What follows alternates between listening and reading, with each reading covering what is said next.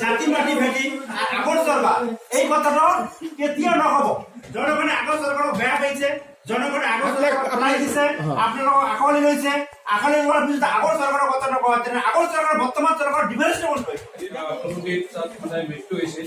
এইটো হয়তো কিবা হয়তো মানে যিজন মানে পেচেণ্ট আছিল পেচেণ্টৰ হয়তো কিবা প্ৰব্লেম আছিল এনেকুৱা কাৰণতো কেতিয়াবা হৈ যায় আৰু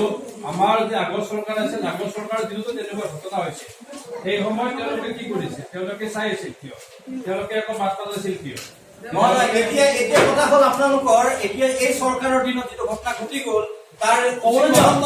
তদন্ত হ'লে নল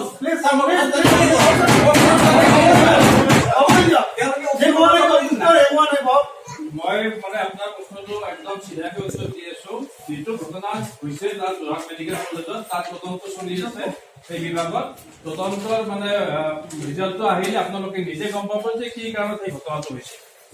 মই মাননীয় স্বাস্থ্যমন্ত্ৰী ডাঙৰীয়ালৈ এটা বিশেষ প্ৰশ্ন উত্থাপন কৰিব বিচাৰিছো এই সদনৰ জৰিয়তে তেখেতে আজি 2 বছৰ আগতে আমাৰ ধুবুৰী ডিষ্ট্ৰিক্টৰ মই যিহেতু ধুবুৰী ডিষ্ট্ৰিক্টৰ MLA এজন সেই ধুবুৰী ডিষ্ট্ৰিক্টৰ তেওঁ ধুবুৰী মেডিকেল কলেজখন কেতিয়াবা আজি আধাখিলা স্থাপন এতিয়ালৈকে এই ধুবুৰী মেডিকেল কলেজ এতিয়ালৈকে কোনো ধৰণৰ ডেভেলপ হোৱা নাই আৰু কোনো ধৰণৰ মেডিকেল কলেজখন শুভাৰম্ভ কৰিব পৰা নাই কেতিয়া আৰম্ভ এই বিষয়ে জানিবলৈ আমি বিশেষ আপোনাৰ পৰা জানিব বিচাৰিছো আৰু 2 নম্বৰে আমাৰ ধুবুৰী যিখন অসামৰিক চিকিৎসালয় আছে তাত ডক্টৰ প্ৰায় নিয়মিতভাৱে নাথাকে আৰু সীমিত সংখ্যক ডক্টৰ আছে ইয়াৰ ওপৰত আপোনাৰ কি একচন লৈছে মাননীয় অধ্যক্ষ মহোদয় আৰু সন্মানীয় সদন তেখেতে যিটো প্ৰশ্ন কৰিছে এই ডাটাখিনি মই তেখেতক ক্লিয়াৰ কৰি দি আছো তেখেত একদম ক্লিয়াৰ হৈ যাব আৰু তেখেতে ভালদৰে বুজি পাব যে যিখন ধুবুৰী মেডিকেল কলেজ এই কলেজখন আপোনাৰ letter number U12012/46/2011 MEP 11 dated 19/2/14 এই অৰ্ডাৰ মতে ইয়াত 189 crore এপ্ৰুভ কৰা হৈছিল আৰু এইটো চেন্ট্ৰেল গভৰ্ণমেণ্টৰ পৰা এপ্ৰুভ কৰা হৈছিল য'ত নেকি আমাৰ ফাণ্ড পেটাৰ্ণ যিটো আছিল ফাণ্ড পেটাৰ্ণটো আছিল 90:10 আপোনালোকৰ হয়তো জ্ঞাত তাৰ বাবে আমাৰ যিখিনি লেণ্ড আমাৰ প্ৰয়োজন আছিল প্ৰথম অৱস্থাত আমি তাৰ 40x বিঘা লেণ্ড আমাৰ তাত প্ৰথমতে অৱস্থাত এভেইলেবল আছিল তাৰপিছত আৰু তাৰ 60 বিঘা লেণ্ড প্ৰয়োজন আছিল যিটো নেকি সেই সময়ত পোৱা যোৱা নাছিল তাৰপিছত এই লেণ্ডখিনি পোৱাৰ পিছত এতিয়া যিটো যোৱা মোৰ ছেপ্টেম্বৰ মাহত ডাটা আছে ছেপ্টেম্বৰ মাহত ডাটা মতে 38% কনষ্ট্ৰাকশ্যনৰ কাম তাত কমপ্লিট হৈছে এইটো 2020-2021 যিটো ফাইনেন্সিয়েল ইয়াত ধুবুৰী মেডিকেল কলেজখন মানে সম্পূৰ্ণ উঠিব বুলি এটা আশা কৰা গৈছে ডক্টৰ টাইমলি প্ৰেজেন্ট নাথাকে ইয়াৰ পৰা কোনো ধৰণৰ চৰকাৰ বিকল্পৰ পৰা কোনো ধৰণৰ একচন নাই নিয়মীয়া ঔষধ পাতি প্ৰায় বিতৰণ নকৰি এই বিষয়ে পেচেণ্ট বিলাকে বহুত অসুবিধাৰ সন্মুখীন হৈ আছে চাওক এইটো যিটো প্ৰশ্ন আপুনি কৰিছে মাননীয় অধ্যক্ষ মহোদয়ৰ জৰিয়তে মই আপোনাক জনাব বিচাৰিছো যে যিবিলাক ঠাইত এনেকুৱা ধৰণৰ ঘটনা হৈ আছে এইবিলাক ঠাইত অকল মানে ধুবুৰীতে নহয় ধুবুৰী মেডিকেল আপোনাৰ যিখন মানে অসামৰিক চিকিৎসালয় আছে তাত তেনেকুৱা ঘটনা হৈছিল কিছুদিন আগতে এটা ছেপ্টেম্বৰ মাহত এটা নিউজ ওলাইছিল যে জনিয়া সমষ্টিত তাত এখন মানে আপোনাৰ চিকিৎসালয়ত তেনেকুৱা এটা ঘটনা হৈছিল কলগাছিয়াতো তেনেকুৱা এটা হৈছিল কিন্তু এইবিলাক আপুনি ভালকে মন কৰিলে চাব যে এইবিলাক ঠাইত কোন পক্ষই মানে ইমান দিন মানে শাসন কৰি আছিল বা তাত সাংসদজন কোন আছে বা তাত বিধায়কজন কোন আছিল গতিকে এইবিলাক সমষ্টিত অকল মই যিটো অৰ্ডাৰ দিছো সময়মতে আপোনাৰ মানে ডক্টৰ যাব লাগে কিন্তু সময়মতে ডক্টৰ যদি নাযায় তাত যিজন মানে লোকেল MLA আছে বা তাত যিজন সাংসদ আছে তেখেতসকল অলপ চকু দিব পাৰে এইটো যে অকল মই অৰ্ডাৰ দিলে মানে তেখেতসকল যাব বা অকল মই গোটেই গৈখন চাই ফুৰিম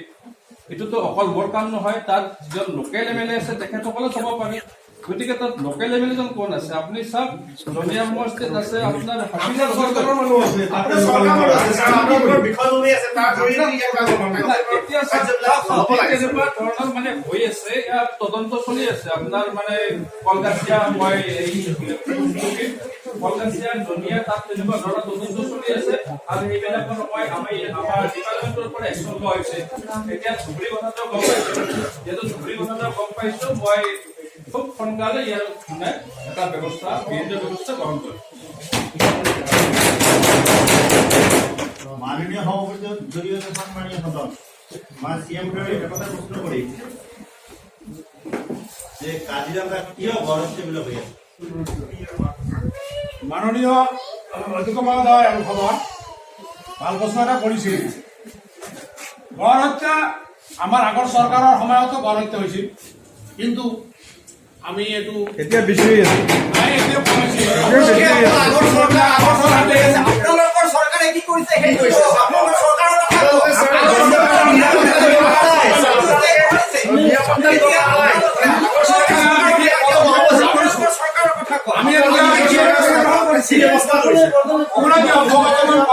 আমি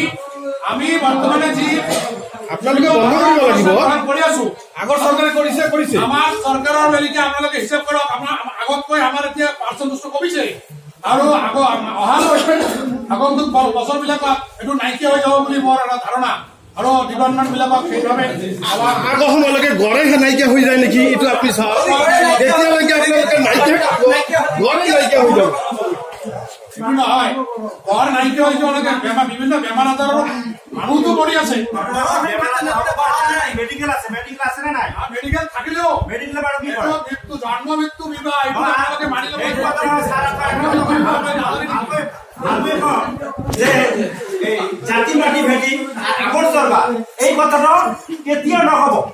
এই কথাটো কেতিয়াও নহ'ব। নহয় নহয়, জাতি পাতি ভেটি আৰু আগৰ চৰকাৰে নহ'ব।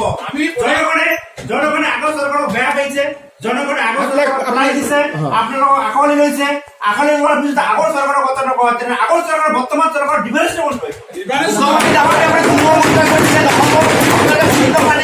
সুৰক্ষা দিব পৰা নাই, ইয়াৰ কাৰণে আপোনালোকে কোনো ধৰণৰ আধুনিক নতুন টেকনলজি উদ্ভাৱন কৰিব পৰা নাই আৰু বন্যপ্ৰাণী ইতিমধ্যে আমাৰ চোৰাং চিকাৰীয়ে সৰবৰাহ কৰি মাৰি মাৰি শেষ কৰি পেলাইছে। আমি অসমত ৰাষ্ট্ৰপতি শাসন বিচাৰিছো। এই চৰকাৰ ব্যৰ্থ চৰকাৰ।